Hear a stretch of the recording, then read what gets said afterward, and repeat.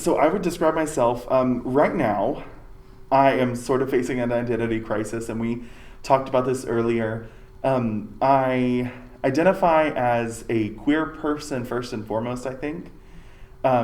As far as pronouns, I think we're kind of limited in the language that we have, coming from like a patriarchal perspective.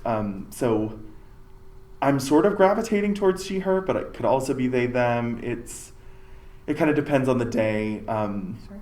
I envision a future where pronouns don't matter as much, and we're all, it kind of stinks to have to like categorize yourself in boxes to describe yourself, when there's such a beautiful array of human spirit.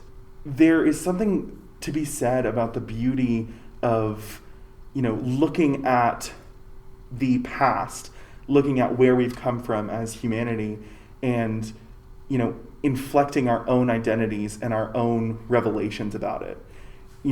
But there's a whole experience, and there's a whole humanity, there's a whole spirit, there's a whole spectrum of identity and culture, and I think it does kind of a disservice to say you're this or that, when in fact we can learn a lot from each other, and we can learn a lot from the experiences that we've had and see the intersectionality of it all.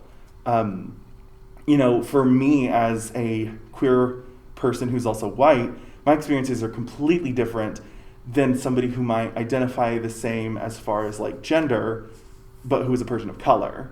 So the intersectionality has a huge influence on the way that we experience things and the struggles and trials, tribulations, and even victories that we have. When I was in high school, I was so entranced with the idea of moving off to the big city. I wanted to go to Philadelphia, New York City, Los Angeles, Chicago, anywhere but here. But, since coming to Western, I've really looked back, and there's sort of we go back to the idea of fluidity. It's an area that, I faced a lot of discrimination for, being a queer person, being an out queer person in my high school years, and a lot of discrimination. But there's also this beauty in the people and in the culture that I grew up in. I think, coming back to this area and working to improve the lives for queer youth and for queer people in this area is something that I would like to see more of, and I want to be the person right on the forefront. I grew up the county north of Asheville in Madison County. So while I did see that Asheville was like being a positive influence within the queer community, I also grew up outside of it. As soon as the city limits of Asheville stop, the influence that it has greatly diminishes. And so if we can bring that sort of open-mindedness to our communities out here west of Asheville, north of Asheville, in rural America, and start to sow the seeds that, just because you are gay, just because you're trans, just because you're non-binary, just because you're a person of color. I mean, even as queer people, we can fight for the rights of other communities and other marginalized peoples. Just because you're any of these identities and cultures doesn't mean that you're an enemy. It doesn't mean that you think the complete opposite. It doesn't mean that you're out to steal, other people's rights or livelihood or their place at the table. What would I love to see more on campus? I would love...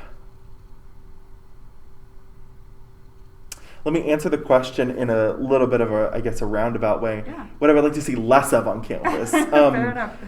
As somebody who is gender nonconforming, is sort of a non-binary person that gravitates towards the feminine side, I have dressed the way I feel most comfortable a lot of the times. I've even been on drag on campus just to sort of practice, or I've had an appearance in between classes where I had to be in drag the whole day.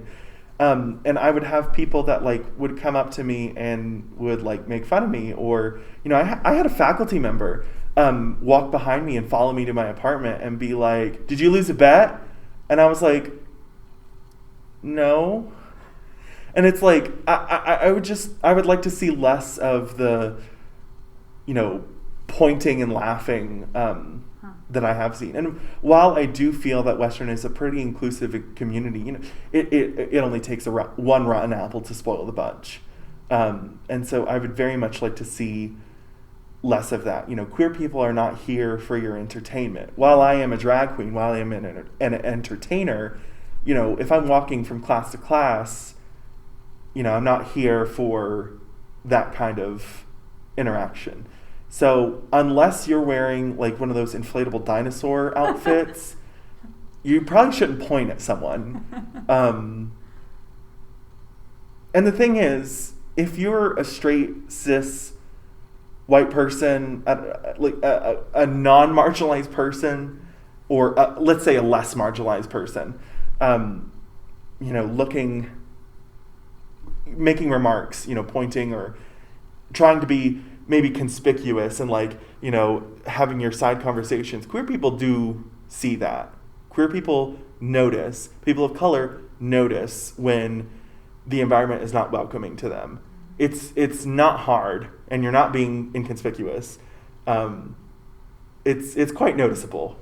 So I would very much like to see less of that atmosphere. And so while I do think that it is a step up from, the threat of physical violence that, we faced even up into today, that culture is sort of diminishing. I also would like to see it taken a step further and, just embrace everyone and just be, or even just, mind your own business. How about that? Yes, I'm wearing a dress. Yes, I was born a male. It's none of your business.